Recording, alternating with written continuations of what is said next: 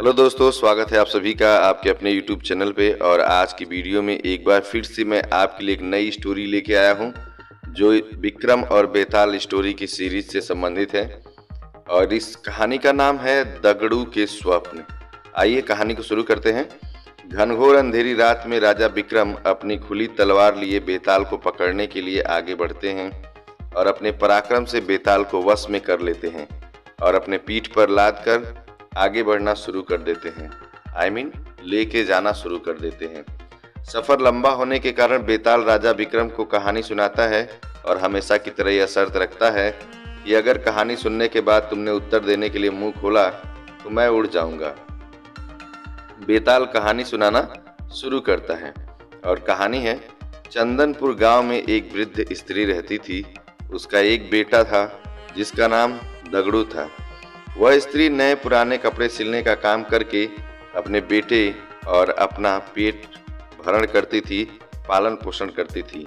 लेकिन उसका बेटा दगड़ू एक नंबर का कामचोर और आलसी लड़का था और दिन रात सिर्फ सपने देखा करता था।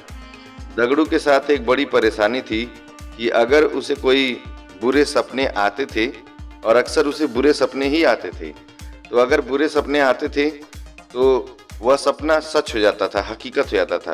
यानी जब भी वह बुरे सपने देखता था अक्सर वे सपने सच बन जाते थे, हकीकत हो जाते थे।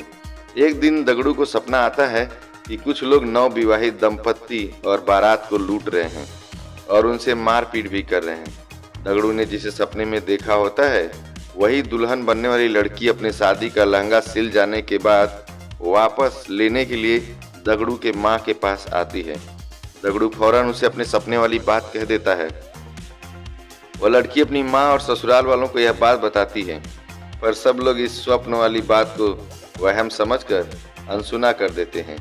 शादी के बाद जब वर वधू बारात के साथ जा रहे होते हैं तब सपने वाला वाकया सच में घटित हो जाता है और इस पूरी घटना में दगड़ू पर आरोप लगते हैं कि वही लुटेरों से मिला होगा, वरना उसे कैसे पता चल सकता है कि ऐसा ही होगा। और शक की बिना पर सारे लोग मिलकर दगड़ू की खूब पिटाई करते हैं।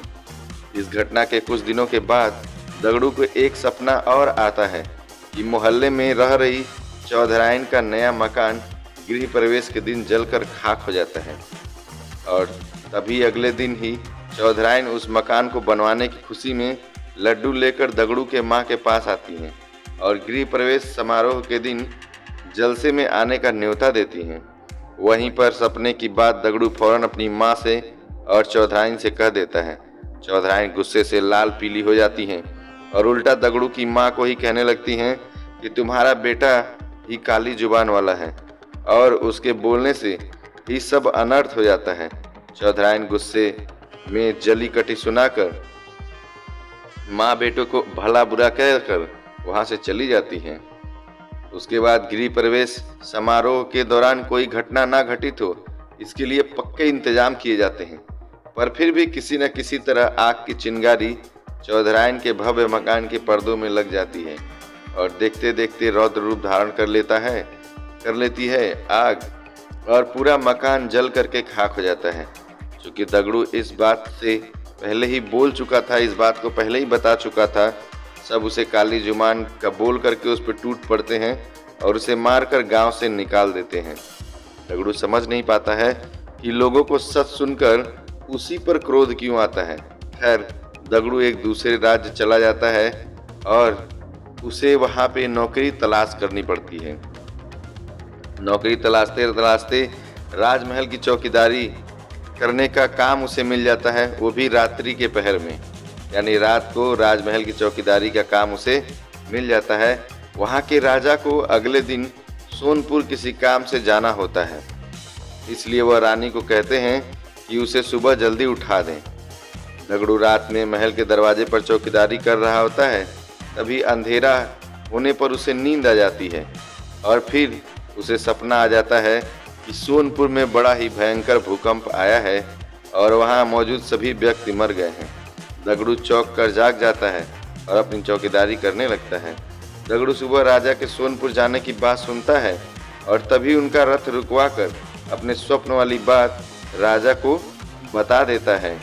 राजा जैसे ही इस बात को सुनता है सोनपुर जाने का कार्यक्रम रद्द कर देता है और अगले ही दिन समाचार आता है कि सोनपुर में अचानक भूकंप आया है और वहां एक भी व्यक्ति जीवित नहीं बचा है।